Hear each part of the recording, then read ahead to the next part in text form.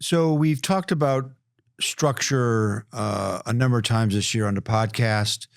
That's when the purchase price is made up of several components: cash in a seller note, cash in a seller note and a roll of equity, cash in an earnout. Many different variations to kind of bridge that valuation gap, especially in this economy where there's a lot of uncertainty. Today, we're going to drill down on another component of that aspect of that structure. Welcome back to our podcast, The Ins and Outs of Selling a Business. My name's kdee, President of Osage Advisors, and this week's big hurdle.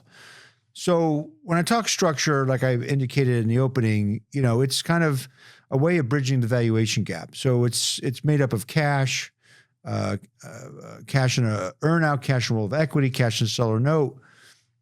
We talked about the earnout component in the past. Today, I want to kind of drill down a bit on the seller note aspect of it, because we're seeing several transactions, not only us, but other people in our industry, our peers that we talk to, of a way of bridging that valuation gap. And also, we're in a very tight lending environment. So our clients are in the lower end of the middle market, typically transaction value is less than $100 million, and it's a tight credit market. So that means the banks are only to lend so much. So the buyers tend to look to the seller to provide what we call a seller note behind that senior debt. So how do you get paid? That's the first question of our client's mind. How do I guarantee my payment? So it's difficult to say you can guarantee the payment. Highly unlikely you're going to get a personal guarantee from the buyer. But there are ways of mitigating, reducing risk in a seller note that will give you confidence to move forward with the transaction. First off, it's kind of look at the buyer, right? Because you're going to choose a buyer. At Osage, we bring many buyers to the table. You're going to choose a buyer you feel has the capability of getting a deal done. That means they can write a large equity check, right, or cash. That's key. You look at the buyer, see what kind of deals they've done in the past, what success they've had. That's also important. And then you kind of look at the components of the seller note, how it's going to be addressed. Typically, a seller note will be subordinated. It will be behind the senior debt or the bank loan. So when the bank gets paid, you get paid. A lot of the banks will require that maybe the first 2 years are interest only, then it gets paid over time. But you want to make sure you get paid, or the best way you do to mitigate risk, like I said, to assure you get paid on this seller note. So here's a couple ideas that we've done on a recent transaction that gave our buyer, gave our seller confidence that they will get paid on the seller note long term. First off is that the senior debt in front of him wasn't over leveraging the business. So they're writing a large equity check. So they're not going to walk away from a significant equity check. They have a small piece of senior financing and then a seller note. So some of the things that we put into the discussion, what the buyer agreed to is, they can't take money out of the business, distributions to shareholders, until the seller note is paid, except for tax distribution. They agreed to that. The typically amortization schedule of seller note may be anywhere from, say, 5 years, 6 years. We recommended and the buyer agreed that we'll keep the 6-year amortization, but it will balloon after 5 years, which means that you'll get paid at the end of 5 years, even though it's amortizing over 6. So we shortened the length of the seller note. If you were to sell the company, the seller note gets paid. You can't transition it or assume to the new buyer, right? Buyer agreed to that. If there's excess cash in the business and the lender agrees to it, then you can make a distribution or an early payment on the seller note. Buyer agreed to that. Other items were if the buyer was looking to refinance the senior debt, there was limits to how much senior debt he could add to the business that would not put the seller note at risk or pay it off at the same time. The buyer agreed to that.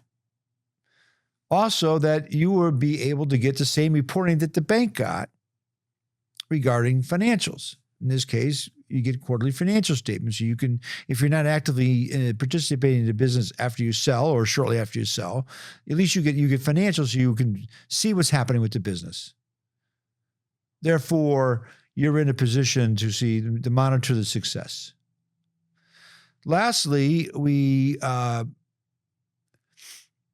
if they were going to go out and make an additional acquisition, which a lot of these companies do, they buy one company and then they look to roll up smaller companies within it, that they wouldn't borrow or take on additional debt to put the seller note at risk or they needed to pay it off. And the buyer agreed to that. So we had a laundry list of probably 10 items when it came to the seller note. The last one was that they wouldn't set up what we call a special purpose entity. So you got company A buying company B, but company A is going to set up company C to buy company B. So basically company C is a shell company with no assets. Special purpose, right? Just to make this acquisition. They agreed not to do that. So that we had the company behind it that was buying us, that they were going to set something up that would possibly limit our ability to collect on the seller note. Now, this is not a foolproof mechanism, but our goal here was to minimize risk. And our client got comfortable with it. I mean, the ultimate perfect solution would be a personal guarantee and a corporate guarantee, but you rarely see something like that. So you kind of put steps in that they can't just go out and do things to run the business that could be detrimental to you getting paid. Most of all, taking cash out in excess of their normal salary, right? So at the end of the day, our client agreed to this. Again, we went back and forth with the buyer on several different occasions, on several different points. And we came down and said, okay, here we are. And we got agreement. But these are just tools that you should think about. You know, obviously to us, it's you want to hire an experienced seasoned advisor like Osage to help you mitigate this stuff and also have a good, strong corporate attorney to kind of work along the lines with you. But in this case, you know, we got to a point where our client was satisfied.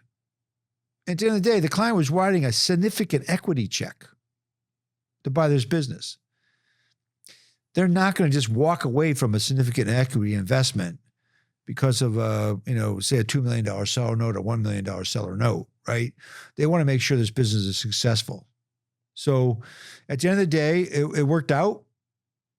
So if a seller note comes into play when you're thinking about selling your company, it's really important to really talk to your advisor and find ways to mitigate the risk. That's what it's all about. Not foolproof, but mitigate till you're comfortable moving forward with the transaction. Again, my name's kdee. I hope you enjoyed our episode of This Week's Big Hurdle. If you enjoyed it, please feel free to subscribe to our YouTube channel, The Ins and Outs of Selling a Business. If you have any questions, feel free to reach out to me by email at kdee@osageadvisors.com, or you can pick up the phone and give me a call at 860-767-3273, extension 1001. To learn more about Osage Advisors, please feel free to visit our website at osageadvisors.com. And again, thanks for being with us today and have a great day.